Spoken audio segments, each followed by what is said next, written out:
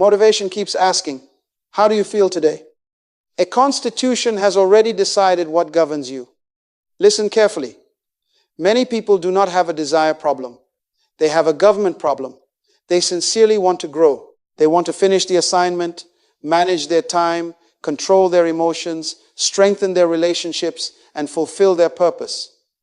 Their desire is real, but every time their feelings change, their decisions change with them. Have you ever made a powerful promise at night and negotiated your way out of it by morning? You said, tomorrow I begin. Then tomorrow arrived with an attorney called inconvenience. Suddenly, the commitment that sounded permanent became open for discussion. Write this down. What you continually renegotiate, you will never consistently establish. Imagine a nation with inspiring speeches, enthusiastic crowds, beautiful flags, and exciting rallies, but no settled constitution. Every morning, its laws change according to the mood of its leaders. Could that nation remain stable? No. Excitement cannot govern a country. Speeches cannot replace laws. Energy cannot produce order without an established authority. And many people are attempting to govern their lives exactly that way. One day, confidence is in charge. The next day, fear is in charge. On Monday, purpose governs. By Wednesday, convenience has seized the government.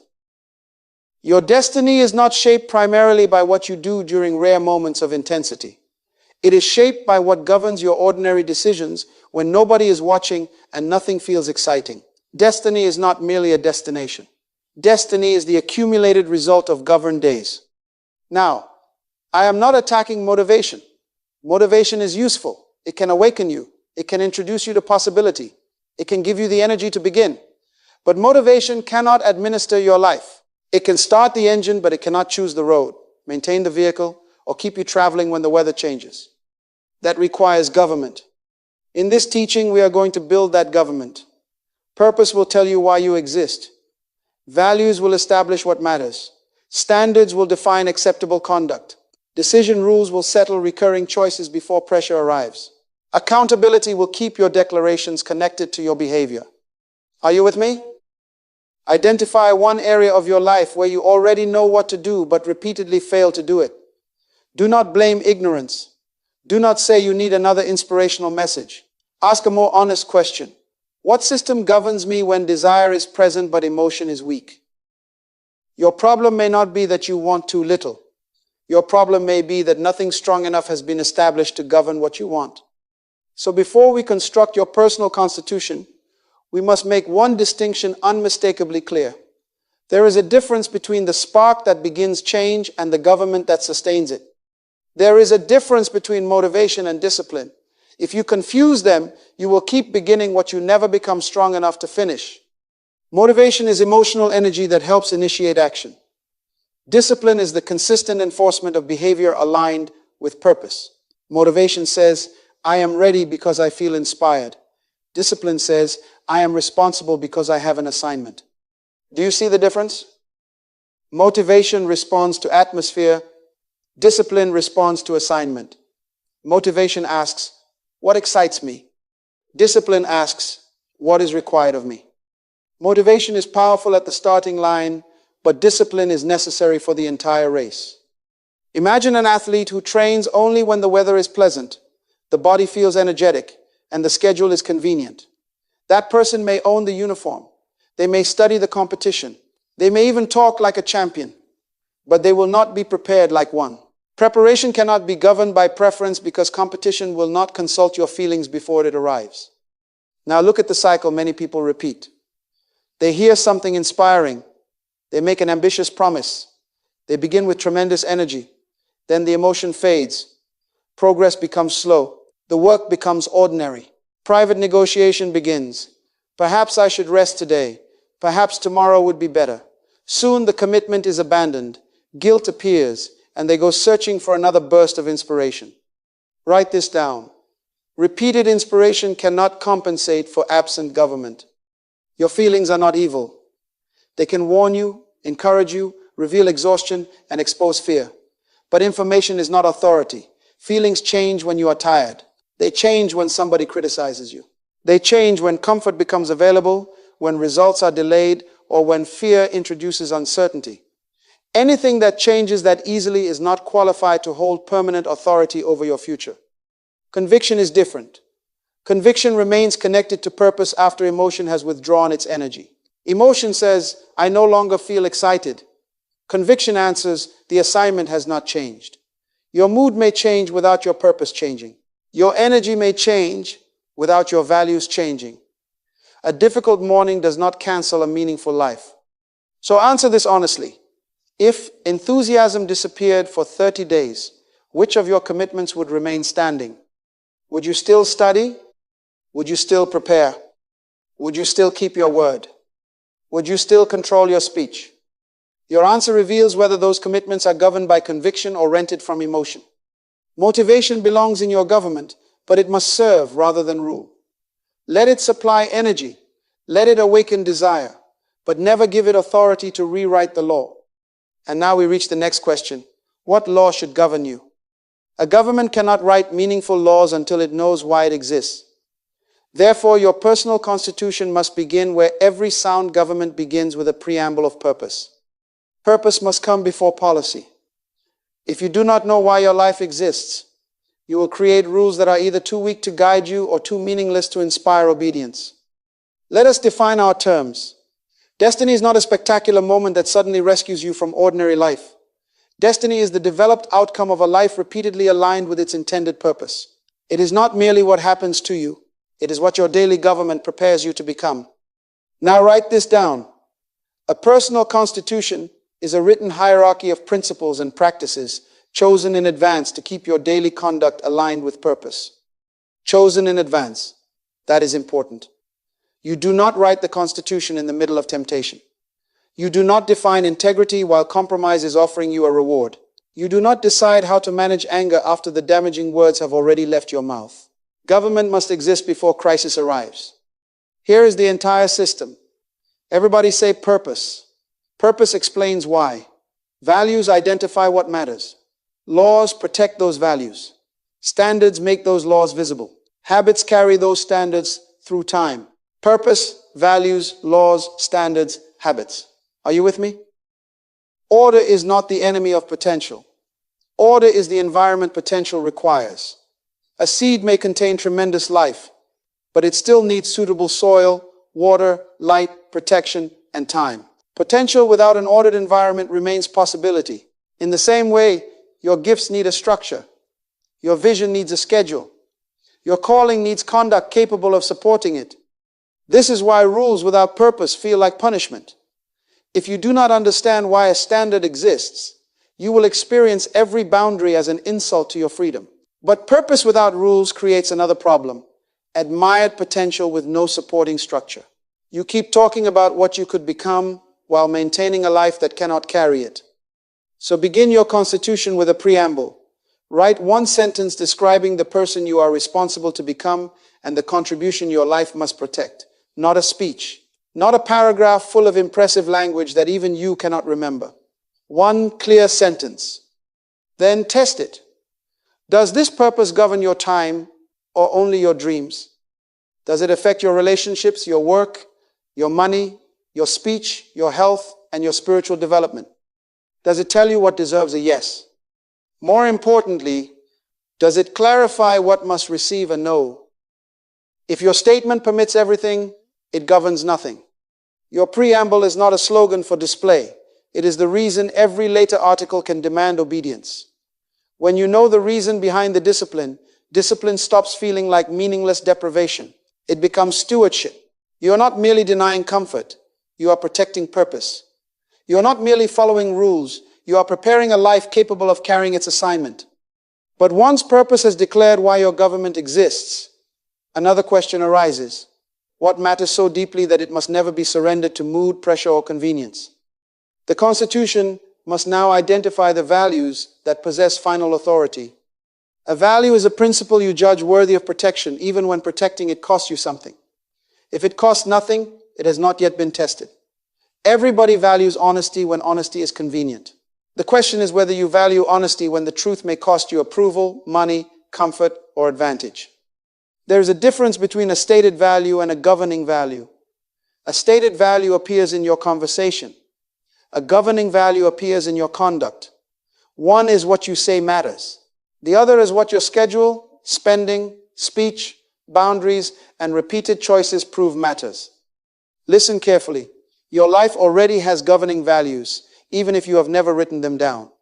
If comfort continually defeats responsibility, comfort is governing. If approval continually defeats integrity, approval is governing. If entertainment receives your best hours while purpose receives what is left, your calendar has testified. And calendars are very honest witnesses. So select a short list of values that support your purpose. Perhaps integrity, stewardship, growth, service, faithfulness, responsibility, or wisdom. Choose words that belong to your assignment. Do not collect attractive language. You are not decorating a wall. You are establishing authority. Then define every value operationally. What does integrity require from your speech? What does stewardship require from your time and money? What does growth require from your reading, preparation, and correction? What does faithfulness require when nobody is applauding? If you cannot describe the behavior, the value can hide your inconsistency. Suppose you write, I value integrity. Good. But does that mean you tell the truth when exaggeration would make you look important? Does it mean you keep a promise after keeping it becomes inconvenient? Does it mean you correct a false impression even when remaining silent would benefit you? Now, integrity is no longer an attractive word. It has become government. Your values must also possess an order, because values will sometimes appear to compete. You may value acceptance, but integrity must outrank approval. You may value rest, but responsibility must decide when rest becomes avoidance. You may value opportunity, but purpose must determine which opportunities deserve access. Picture a courtroom inside you. Mood presents its argument. Convenience calls its witnesses. Fear submits evidence. Public opinion makes a dramatic speech. But after every argument has been heard, the highest value must issue the ruling. Now conduct an audit. What does your schedule reveal? What do your purchases reveal? What do your closest relationships reinforce? What do your unfinished commitments say about the authority presently in power? Do not answer with what you intended. Examine what you repeatedly did. Everybody say, my values must govern me. Again, my values must govern me. Values are not decorations to admire. They are authorities to obey. They separate the ideals you praise from the principles that actually direct your life. But authority alone is not enough. Your values must now become enforceable through clear laws and observable standards. Now we must move from authority to enforcement. A value tells you what matters, but a personal law tells you how that value must govern recurring conduct. Let us define it carefully. A personal law is a repeated rule derived from a governing value. A standard is the observable level of conduct that proves the law is being practiced. The law says what must govern. The standard shows whether government is actually occurring. Repeat the ladder. Value, law, standard, repetition, character. A value establishes what matters. A law protects it. A standard measures it. Repetition carries it into your life until it becomes character. There is also a difference between a goal and a law. A goal identifies a destination. A law governs your conduct while traveling there. I want to become knowledgeable is a goal. I schedule regular time to study is a law. The goal describes the future. The law commands today. Let me show you how this works. If growth is your value, scheduled learning becomes your standard. If stewardship is your value, you plan the use of your time and money before impulse spends them. If integrity is your value, you tell the truth, correct misleading impressions, and keep your commitments. If focus is your value, you protect periods of concentrated work from unnecessary interruption. Do you see what is happening? Purpose is becoming visible. Your standards must be simple enough to remember and specific enough to expose excuses. I will improve myself sounds noble, but when will you do it? What will you study? How will you know it happened? Ambiguity is a comfortable hiding place for inconsistency. If the standard changes every time your mood changes, it is not a standard. It is a suggestion wearing formal clothes. Now, non-negotiable does not mean perfectionistic. Your constitution is not pretending that you will never fail. It is deciding what you will return to when you do. Perfectionism says one failure makes the entire effort worthless. Discipline says failure must be acknowledged, corrected, and prevented from becoming a pattern. Listen carefully. Do not write 20 impressive laws you have no intention of enforcing. Some people write constitutions longer than their commitment. Begin with a few standards capable of becoming a lifestyle. A small law consistently practiced has more power than a magnificent law continually ignored. So take each governing value and complete this sentence. Because I value this, I will consistently do this, and I will consistently refuse this. Say what you will do. Say what you will refuse. Make the invisible principle observable. Now purpose has entered conduct. Your values are no longer abstract, and your standards can be measured. But even clear standards will collapse if every recurring situation reopens the argument. Therefore, the next article must decide common choices before pressure arrives. A decision rule is a choice settled in advance for a situation you expect to face repeatedly. It removes the courtroom from every ordinary decision. You have already heard the arguments. You have already consulted your purpose. You have already issued the ruling. Why is that important? Because repeated negotiation consumes attention and gives temporary feelings repeated opportunities to overrule permanent purpose. Every time you ask, should I keep my commitment today? You place the law back on trial. And if you hold enough trials, convenience will eventually find a sympathetic judge. Write this down. Decisions made under clarity must govern moments of pressure. Decision rules can be simple. If a commitment enters my calendar, preparation enters with it. If anger rises, my speech pauses.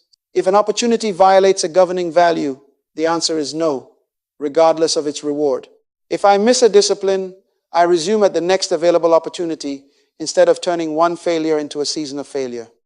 These are not complicated rules. That is their power. Your schedule must also become an instrument of government. A schedule is more than a list of appointments. It reveals what your life is organized to produce.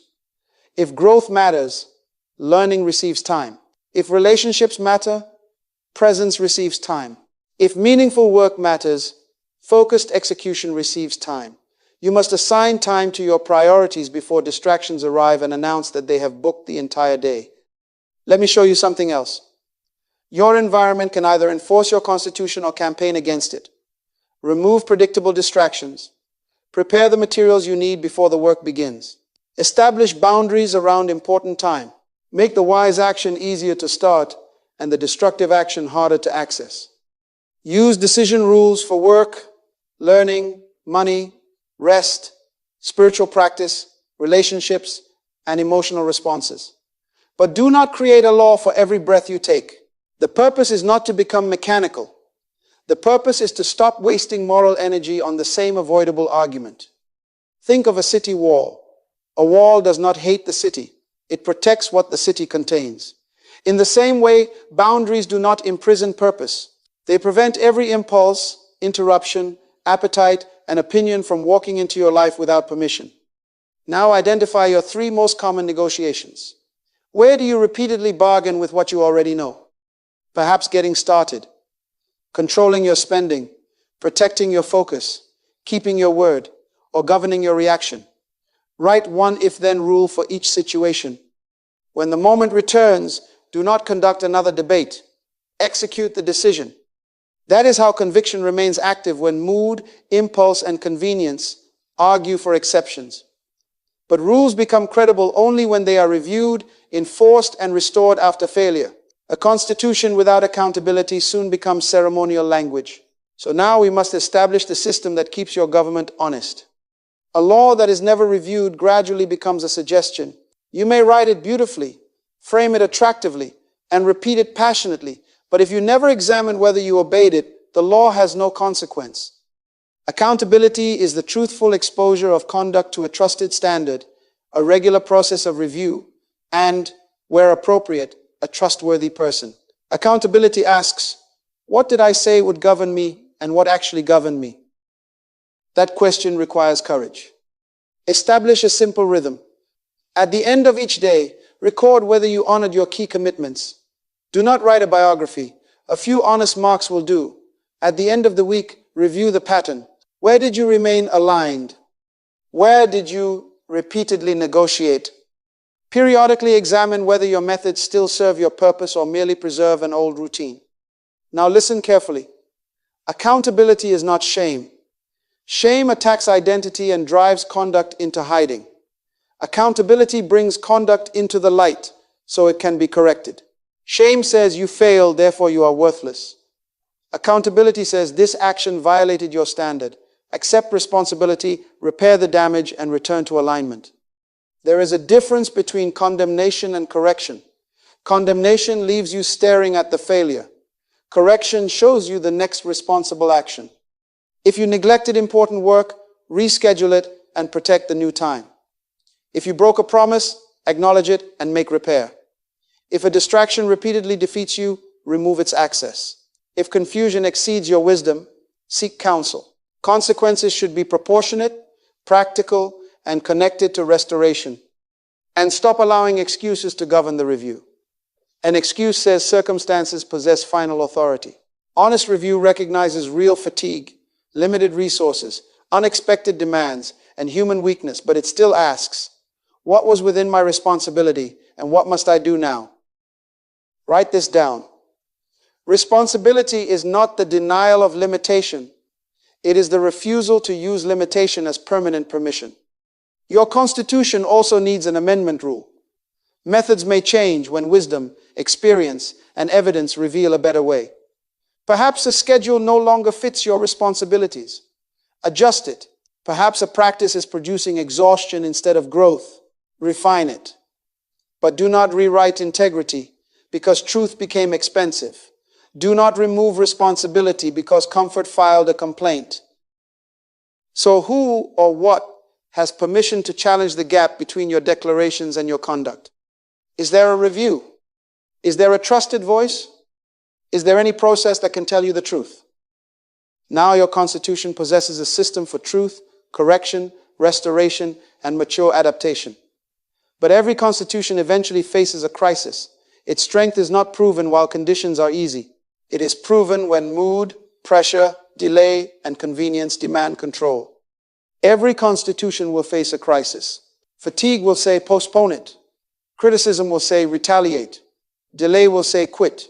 And opportunity will say compromise now, because this reward may never return. These moments do not create your government, they reveal it. When crisis comes, follow the constitutional sequence.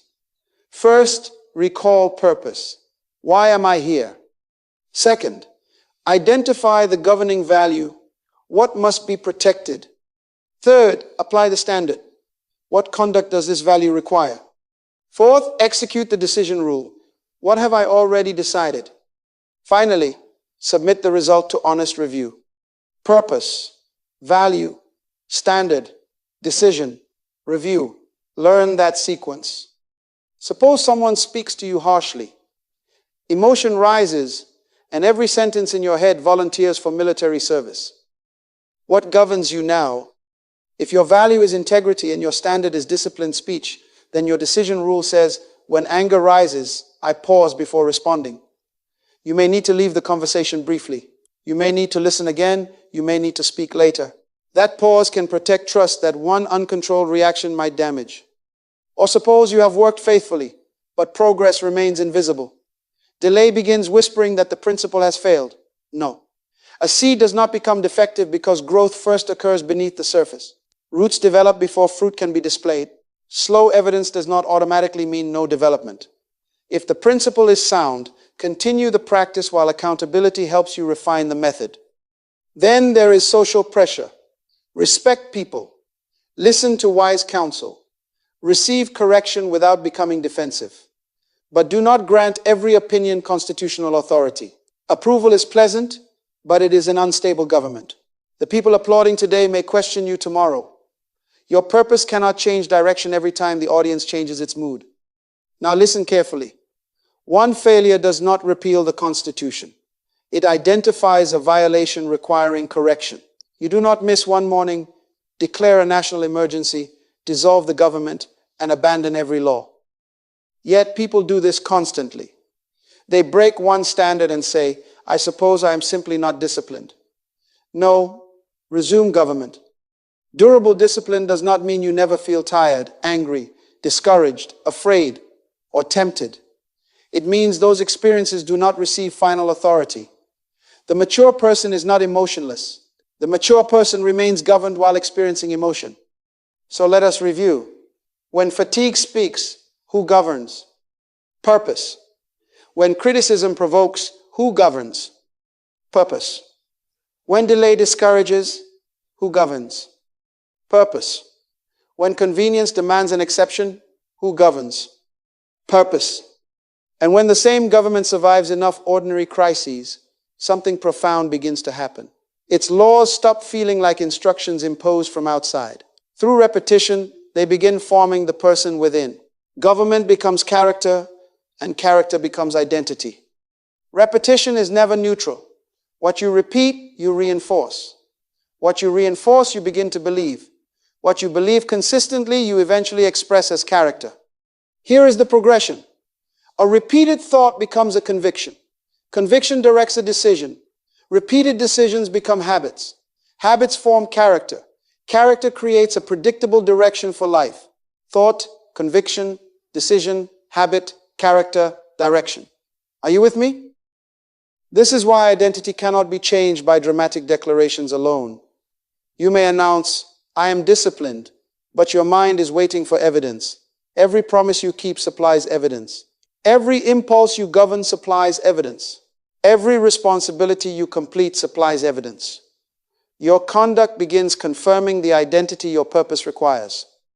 Think about a builder laying bricks. One brick does not look like a cathedral. 10 bricks may still look unimpressive, but the builder keeps working according to the design. Brick after brick, row after row.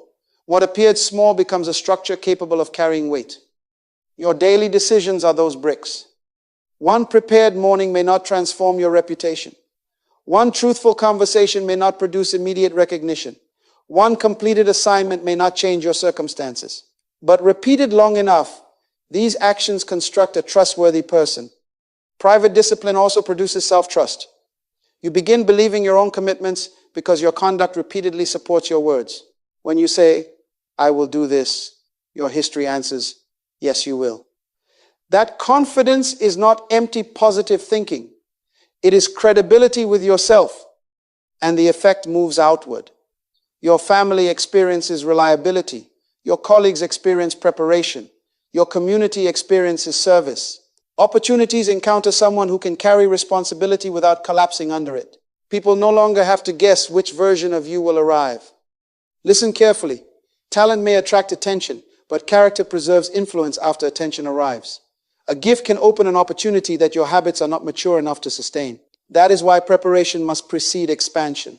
Greater responsibility does not repair weak government, it exposes it. Excellence, then, is not an occasional performance produced because important people are watching.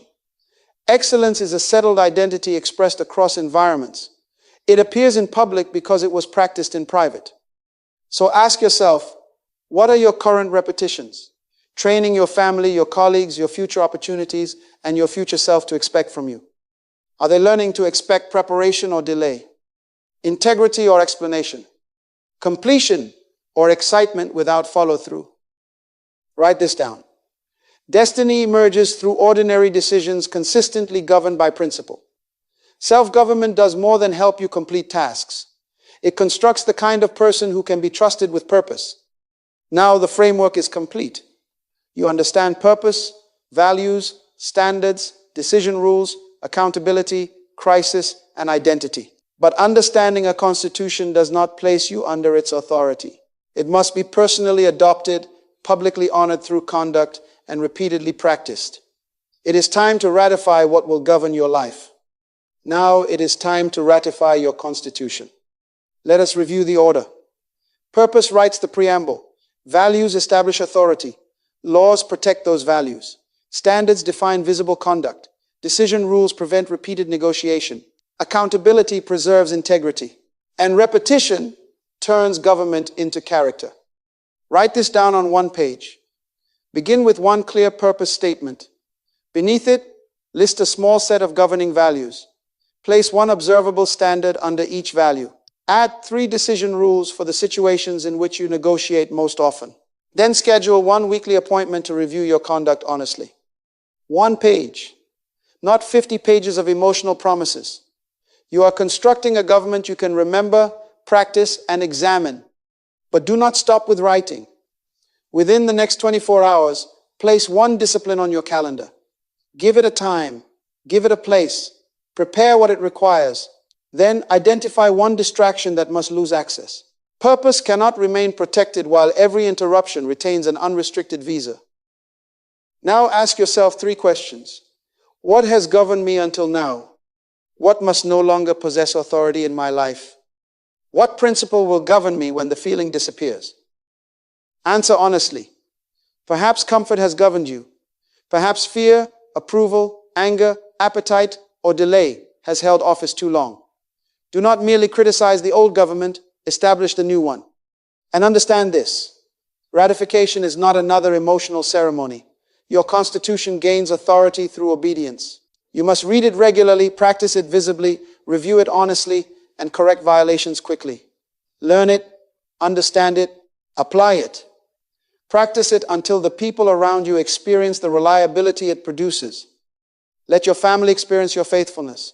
Let your colleagues experience your preparation. Let your commitments experience your follow-through. Let your future encounter a person whose values do not disappear when conditions become uncomfortable. Tomorrow, motivation may ask, "How do you feel?" But your constitution will have already answered. Purpose governs me.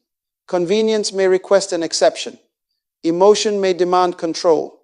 Pressure may suggest compromise. But the law has been settled. Everybody say, "My purpose will govern my decisions." Say it again. My purpose will govern my decisions. Your future does not need a more excited version of you. It needs a governed version of you, a faithful version, a dependable version, a person whose ordinary decisions agree with their declared purpose. So write the Constitution. Schedule the first discipline. Remove the first distraction. Begin within the next 24 hours. Motivation may help you start, but self-government will carry you into destiny.